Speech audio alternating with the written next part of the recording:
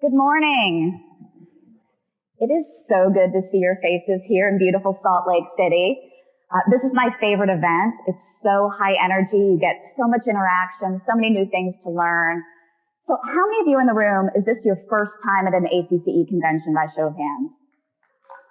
That's awesome. You're going to have so much fun. Introduce yourself to strangers. Just enjoy the program. I wanted to kick off by just saying a huge thanks to our volunteer leadership.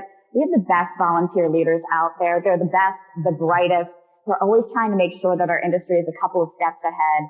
Could you join me in thanking all of our volunteer leaders and all the time they share? They're really exceptional.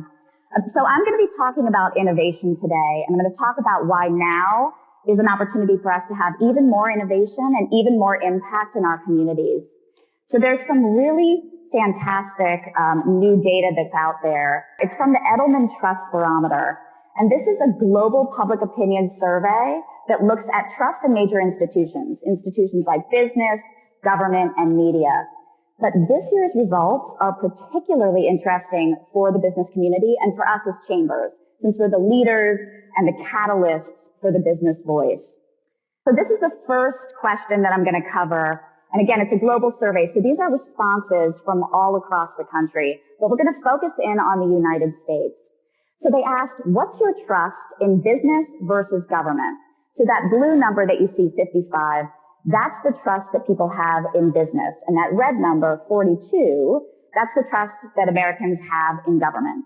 So there's a significantly greater level of trust in business than in government. But interestingly, if you look at the data from 2022 to 2023, the biggest jump that we had globally in trust in business happened in the United States. So not only is there more trust in business, but it's growing over time. So that positions us really well to do a lot of things. Now, the second question from their survey that I'm going to cover, this is a really interesting one. They asked, do you consider these institutions to be sources of misleading and false information? That's the black bar. Or are these sources of reliable and trustworthy information? And that's the gray bar. So interestingly, government, not really a trusted source of information. Media, it's about 50-50. Probably depends on what media outlets you go to or what media outlets you were thinking about when you conducted this survey. But business, huge gap there. Business is an absolute trusted source of reliable information. So again, this offers us some opportunity to be sure that we're delivering information to our stakeholders because we are trusted. Now, this next question really relates to the idea that we have so much partisanship and polarization in our communities right now. So they asked, which of these forces are dividing forces, the ones that kind of pull people apart, and which forces are unifiers that are bringing people back together? Now, among the organizations and the entities that are unifying forces, business leaders are one of those forces. So this gives us an opportunity to think about how can we better bring everyone together and maybe break down some of the polarization that we're experiencing across the country. Now, this slide is a complicated slide, but it's really easy to explain. So not only is business the most trusted entity that's out there, but it's also considered the most competent and the most ethical. So not only are we trusted, but we're trusted to do the right thing and do it the right way. Now, the last piece of data from this survey that I'll share, by the way, this survey is on their website. It's public, lots of great information. You can do a deep dive into it. But they were asking the public, how are we going to get the most optimal outcomes for the biggest societal challenges that we face? So if you start on the far right-hand side of this slide, what if business is working alone? People don't think there's going to be great outcomes there. Well, what if government is working alone? Not terribly strong outcomes there either. The next bar, what if business and government are working but not working together? It's all right. But when business and government work together, the public thinks we're 4 times more likely to get optimal outcomes from our biggest challenges that we face. Now, what I love about this data point is that we have so many public-private partnerships that we're already engaged in. We need to make sure that we're showcasing those engagements because the public expects for us to be working together. And again, they're expecting that we're going to deliver better results. But in places where we have policymakers, stakeholders, legislators, regulators who aren't working with us on our issues, we can use this data point to showcase actually the public expects for us to be working in tandem, and here's our opportunity to do this. So it's a chance for us to try to bring them to the table. So what I see here, there are trust gaps and there are leadership gaps that are taking place. And this is a huge opportunity for business, but more importantly for us as chambers to step in and to fill those leadership voids. Now, when you add to that we're still in the midst of a chamber renaissance, thanks to all the great work that we did during the pandemic and through economic recovery, we're still being called on more than ever as thought leaders, as partners. We're being asked to weigh in on issues that historically we've never weighed in on before. So we have a lot of momentum in place right now for us to innovate, for us to have even more community impact. So it's a great chance for us to leverage that momentum. Now, if you've been engaging with ACCE over the past couple of years, you've probably seen this slide. This is some of our latest research. These are the 3 pillars that are essential for chamber success. And the first pillar is that your mission needs to be all about community impact. And community impact can take many forms. It can be economic development, workforce and talent, education. It's that higher level mission. It's really all about solving your business's greatest challenges, but also your community's greatest challenges. Then the second pillar is courageous leadership around that mission. And with courageous leadership, our research also shows that the power of partnerships is even greater than ever. So you don't have to go it alone. You can find those partnerships to deliver your results. The third pillar is that basically the business needs to align with the mission. So you want to make sure that you have diversified revenue streams. Your business model is chasing the mission and not chasing the money. So when I walk through some of these examples, you'll see how they fit into all 3 of those pillars. Workforce and talent. So this is sort of the top hottest issue that a lot of us are facing in our communities. There's been exceptional innovation from chambers of commerce. I love this example from the La Crosse Area Chamber in Wisconsin. This is so simple and easy to replicate. So they're running talent attraction ads like many of us are, and they've got a pop-up that shows up on those ads. But this pop-up also shows up on their website. It's a recruit me button. So when someone clicks on this button, they can put in their contact information, they can upload their LinkedIn profile, upload their resume, talk about their skills, the industries that they want to engage in. This just goes into a simple Google spreadsheet. And that Google spreadsheet is shared with the HR directors in their region. So a really simple tool. There's no splashy technology. There's nothing advanced here. And they have a direct solution to a challenge. They're bringing that talent directly to the hiring managers who have those positions available. Very simple, very easy, but incredibly effective. Now, we've been watching apprenticeships pop up all over the country. I know chambers are engaging in apprenticeships. I think this is a really hot topic. We're probably going to see this continue to grow. But I'm really excited about what chambers are doing for that next generation of leadership around internships. This is a great example from the Winston-Salem Chamber. They have a program called Aspire. What they realized was there were some students who had barriers to entry to getting into those internships, and they decided to address those head on. So what they do is they give the students who get into this program a $500 stipend for career prep sessions. So they're getting skills before they even walk in the door, and they're much more likely to be successful. But I don't know about you, I have a 15-year-old son. He wears sweatpants, t-shirts, and kicks every single day. So a lot of young students don't have professional clothing, and some of them can't afford it. So in this program, they get a $100 gift card for the local department store so they can buy professional clothing. And then the internships are paid, so a minimum of $10 an hour and up, so that those students who couldn't afford to be in a position without a paycheck can be a part of this. So again, they have a direct way of making sure they're bringing in the right talent for the positions available. There are a number of other barriers to entry for workforce and talent where chambers are innovating left and right. One of the big ones, childcare. Access to affordable and reliable childcare is a huge issue. This example from the Reno Sparks Chamber is fantastic because it's very, very simple. So they've created a pre-tax dependent care program. So this is a lot like your retirement fund. You can put money directly into the account. Employers can decide whether they match those funds or not, but the benefits are twofold. The employee's taxable income is lower, and the employer's payroll tax is also lower. They saw a challenge, have a solution that at least addresses a part of the problem that they face. Now, another issue that's been really hot, workforce housing. And the example here from the Bend Chamber, I think, is fantastic. What they wanted to lead with was really compelling data to show the impact that this issue has in their community. So they did an employer survey, and some of the results are phenomenal.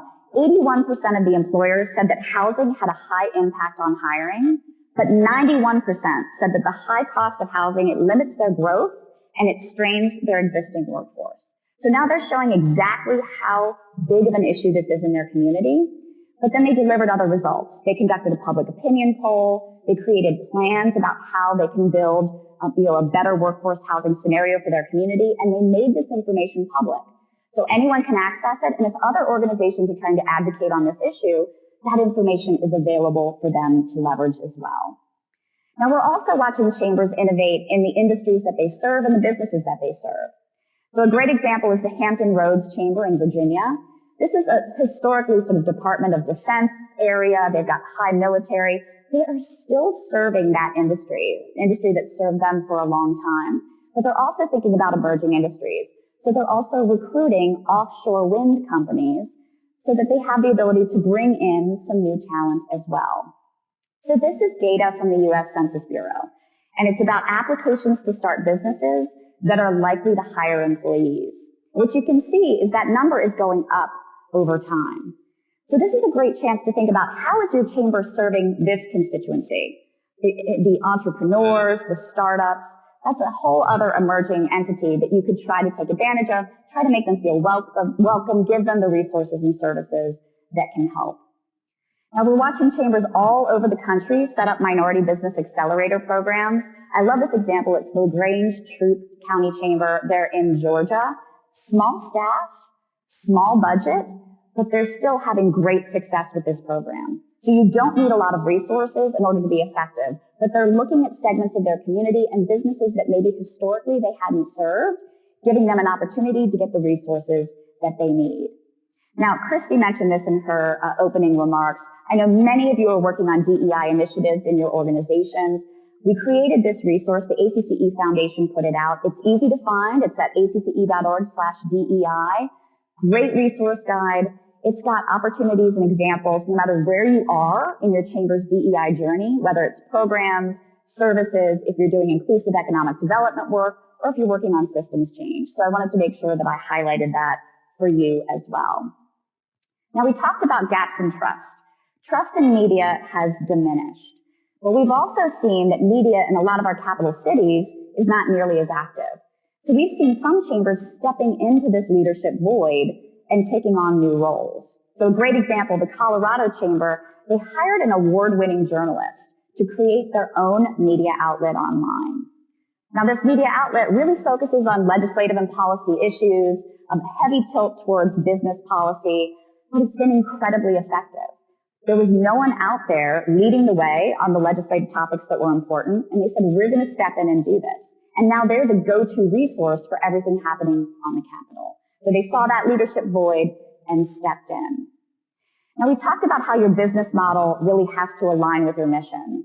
And non-dues revenue is a fantastic way to drive more growth and to make sure you're funding the work that you have. So ACCE has a non-dues revenue resource guide on our website. Highly recommend it. Lots of examples, good information available to you. But this summer, we put out a new guide. It's called the Revenue Models Chamber Resource Guide. Very easy to use. It's got incredible examples, ideas that can help you generate new non-dues revenue streams for your chamber. But more importantly, it also has the data that can help you sell these to your board of directors. This is a very low-cost resource. We've gotten rave reviews from folks who've used it. Highly recommend checking it out because there's a lot of useful information in there. So we're talking about non-dues revenue. 501c3 foundations are one of the best, most strategic ways to drive growth within your organization and also to fund your community impact work. So when you're looking at this chart, this is from our dynamic chamber benchmarking platform. That's on our website. You can access at any time. The green bar are chambers that have foundations. The black bar are chambers that don't have foundations. So about a decade ago, chambers with foundations were outperforming those without. But last year in 2022, chambers that have foundations had more than double the revenue of chambers that don't. So again, this is a great resource to try to grow your organization. We have lots of sessions at the convention that focus on foundations, so you can spend some time in the app, look at the agenda, lots of places where you can learn more. Another trend in non-dues revenue, last year is the first time we started tracking fee-for-service. And fee-for-service is where you take existing expertise on your staff and you leverage it for services and you charge a fee for them. So when you're looking at this chart, this is tracking percentage of overall revenue for chambers in different categories. That blue section is advertising, the black section is affinity programs, the green section is product sales, and again, the first time we started tracking fee-for-service is the red part. So these are all smaller percentages of overall revenue, but the thing that stuck out to us is that fee-for-service is now outperforming all of those other legacy programs combined. And this is a relatively new opportunity for non-dues revenue. So I think this is a huge chance for growth and a place for us to reimagine what we're doing within our organizations. An example of this is the Association of Washington Business. They saw a specific challenge. Their employers didn't have reliable data for salaries and for benefits. So they said, we're going to provide this. But they didn't go it alone. They partnered with Wage Access. This is a platform. They've got the technology and services. They can help support it. They offer this to their employers and they charge a fee. So they saw a challenge, provided a solution, and then they can make money doing it. So talking about membership, if you've heard over the past few years, we've talked a lot about freemium memberships. And this is where you can invite some subsection of businesses into your chamber totally free of charge. Now the caveat is you have to make sure that the staff lift for those members is incredibly small. You can't have a lot of time dedicated to members who aren't paying money. So they might end up on your website, being listed in your business directory. They might get a quarterly newsletter. Maybe they attend one event for free. It's been a fascinating model change because we're just reimagining what membership looks like. We're sort of lowering the barrier to entry so we can get more people under the tent. So this example from the Douglas County Chamber, I love it. Thank you, Sarah. 3 months into it, once they launched this program, they had more than 200 new members. They had a 10% conversion rate. So 10% of those free members converted to that lower investment level. They had increase in engagement on social media, on their website, on email. They had a splashy campaign, so there was a lot of energy and enthusiasm around it. Their revenue went up because all of these free members have to pay more to participate in programs. So they increased revenue. And then they also had investors more engaged because now they've got more than 200 sets of additional eyeballs for investor content. And you're bringing more people into the fold. It's a lot easier to upsell people once they're in the mix and they get a little bit of FOMO, right? When you send those emails and showcase what happens when you invest in the next level. So again, we're just reimagining membership. So the last thing I wanted to point to was employee retention. This has also been a really hot topic in the chamber industry. We want to make sure we're keeping the talent that we have. So we ended up conducting a survey of our industry just last month around workforce flexibility. So when you're looking at this chart, the red bar, those are the responses we got from CEOs. The blue bar are responses that we got from staff. So the first point we asked about, workforce flexibility is important to me. So you'll see that it's kind of almost equally important to CEOs and staff, maybe a little bit more important to staff and CEOs. Second question, my organization embraces workforce flexibility. CEOs stayed exactly the same. Staff response dropped 24%. A little bit of a disconnect. Next question, I'm satisfied by the amount of flexibility offered by my organization. CEO response went up. They're really satisfied. Staff response went down again. So there's a disconnect here, right, with workforce flexibility. You don't have to do something drastic when it comes to flexibility. We're watching chambers do all sorts of creative things. I'm seeing a lot of summer Fridays, where if you work a little bit of extra time, Monday through Thursday, maybe you get every other Friday off, or half-day Fridays. I've even heard some chambers say you can work from anywhere remotely that you want for 1 month in the summer. But think about some of those creative flexibility options that you might have, because that disconnect is going to be a challenge over time. Everyone's like, yes, I figured out where I want to work for that 1 month in the summer. So like Bahamas, I've got it. But we also talk about hybrid work environments. This was another question that we asked. Nearly 4 in 10 said that they currently have a hybrid work policy. but nearly 6 in 10 say they prefer hybrid work. So again, what are the places we can have a little bit more flexibility with our teams? So when we're thinking about innovation, we have the perfect backdrop for innovation. Business is a trusted source. We're considered competent and ethical. We're viewed as unifiers. We can bring people together. We're still in the midst of this chamber renaissance. There's incredible momentum for us to have so much impact. And innovation can take so many different forms. We can fill those leadership voids that we were talking about. We can innovate in our programs. We can innovate in our community impact. Innovation around how we raise money, how we fund the work that we're doing. But we can also innovate in the way that we're managing our teams. Chambers and businesses, we're being sought after as the leaders right now.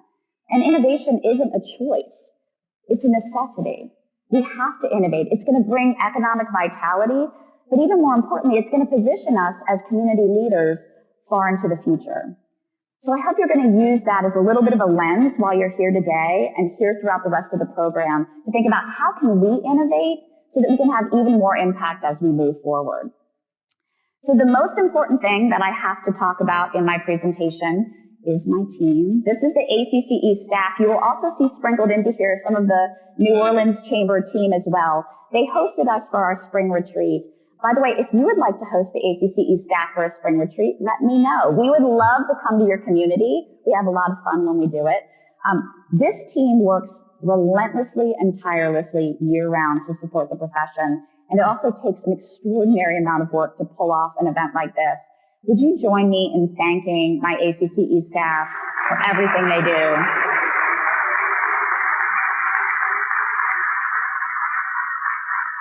They really are the best.